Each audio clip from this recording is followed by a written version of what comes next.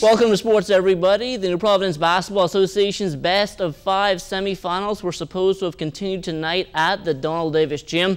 However, our sports desk received word this afternoon that play has now been pushed back to Friday because of an emergency meeting. When action does resume, the Mailboat Cybots and Real Deal Shockers will both be looking to take a 2-1 series lead, bringing that team 1 win away from a matchup in the title series with the 2-time defending champion Commonwealth Bank Giants. For the past 3 seasons, the Cybots and Shockers have given each other all they could handle, and this year seems to be no different.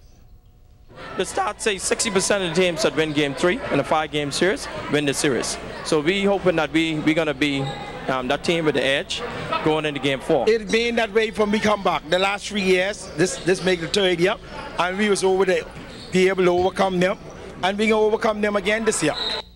Now, so far, this year's semifinal series between the Shockers and Cybots has been physical. Too physical, in fact, says Shockers coach James Price. We had 2 injuries now, one in the first game, one in this game, and 2 of them being committed by the same person. They need to clean it up, you know, or we need to send a message. Now, in addition to the physical nature of the series, it's also been rumored that the Cybots are playing this round under protest. Sources tell ZNS Sports that the Cybots are questioning the eligibility of Shockers big man Jeremy Hutchinson. However, according to Price, that claim is just a bunch of hot air. Jeremy played 8 games, and the league canceled the 9th game. Richard, I only play 15 games, so 15 games is, if he play 8, it's more than half of the games. I don't worry about that protest, you know.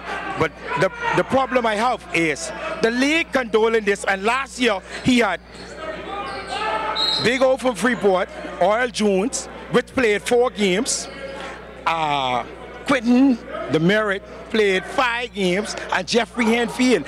When we carried to the league, the coaches carried to the league said, once they give them permission to play, as the change on the roster is legal. So, I mean, they give me permission to change Jeremy, so it's legal.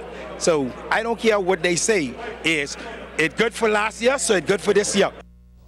Well, the ball has been bouncing around for a while now as to whether or not a senior boys national high school basketball tournament would be staged this year. A few weeks ago, it appeared as if, though, the tournament had a green light, but as Charles Fisher tells us tonight, officials went back to the drawing board and had a change of heart. Unfortunately, we will not be able to host it this year. With that, it's official. The high school national basketball tournament will not bounce this year. Sports officer in the Ministry of Education, Evan Wisdom, along with the Ministry of Sports in consultation with the Bahamas Basketball Federation, wanting no fouls. Well, the Nationals is something that is going to come about, that it has to be planned very properly, and that is, when it takes place, it has to be one that is at the highest magnitude representations of itself, by it being the high school nationals. You know, just when you look at the NCAA March Madness or in the high school nationals in the States, we want to make sure that this tournament is held at that same level as those in the United States. So therefore, we have made agreement with the Ministry of Education that it's best for us to plan now for next year to ensure that we get the best quality performance ever as far as planning for the event. We're going to do it next year. It has to be properly planned. The minister's asked us to put a proper budget together and facilitate the monies that are going to be needed to do this venture with the Bahamas Basketball Federation. The tournament would have attracted 20 teams, 11 of which were coming from the Family Islands based on the national rankings, or would have needed assistance with housing. That in itself would have ran us into $22,000. The Ministry of Education is willing to do its part, but in terms of the tournament itself, we had a partner. That partner is stretched thin in terms of the activities that are having here. You know, we have the Carifta Games that are being held here, and this event would have also taken place during or right around the Carifta swimming. And as you know, any international event has priority over us. We want the country to look well, and we will be supporting Carifta swimming. Sounds like a good decision for now. For ZNS Total Sports, I'm Charles Fisher.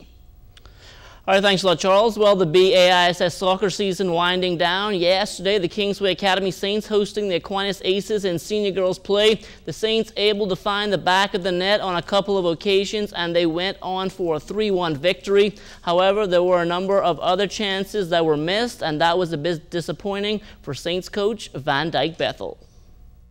this team is a pretty good team, but they won a game today, and you kind of saw me just getting at them because they don't want to train. That's how they've been all season, just mediocre, just showing up to practice when they want, and they don't understand. You know, we have a playoff coming up after Easter, and they should be even sharper than what they are now. So I'm not happy at all because we need to train. And the challenging thing that I have for them is that, you know, the parents don't understand the need. You know, these kids make a commitment to be a part of the team, so they need to come out and they need to make sure that the kids, if they're committed, then make sure that they're here.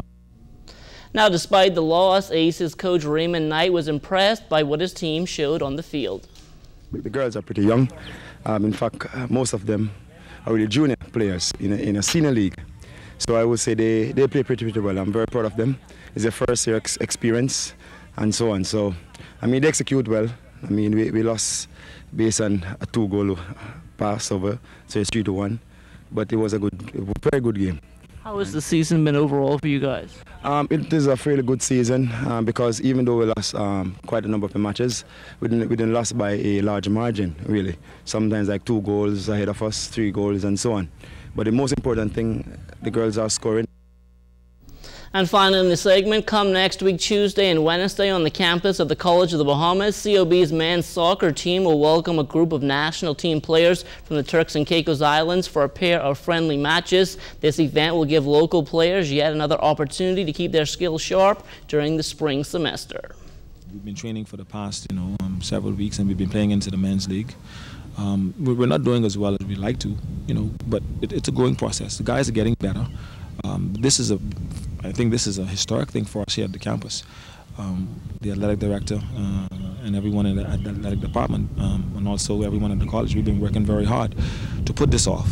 So we really would like, the general public to come down and support, this event and come and see our kids. Normally when we travel, we don't have a fan base, but now you get to come and see these guys because when they go away, they really play. So hopefully, this next 2 days, next week, the guys are going to really, give it their all and really make us all proud, you know what I mean? And I think it can be a good catalyst for programs going forward, even at the national level. Working on getting the pitch sorted. It's going to be in playing condition. They've already started to bring bleachers in. It's starting to come alive. They've been doing a lot of beautification on the campus to prepare for this. So it's something that I'm excited about it as a Bahamian first and foremost, and as a coach to see these players get an opportunity that other players before them never had, to be able to play a match on COB campus. It's going to be an under 22 base set of players. I don't think they're going to have a lot of their base players off, the players off the school, but it's going to be a good representation from Turks. And that will do it for sports. But stay tuned, your weather forecast still to come.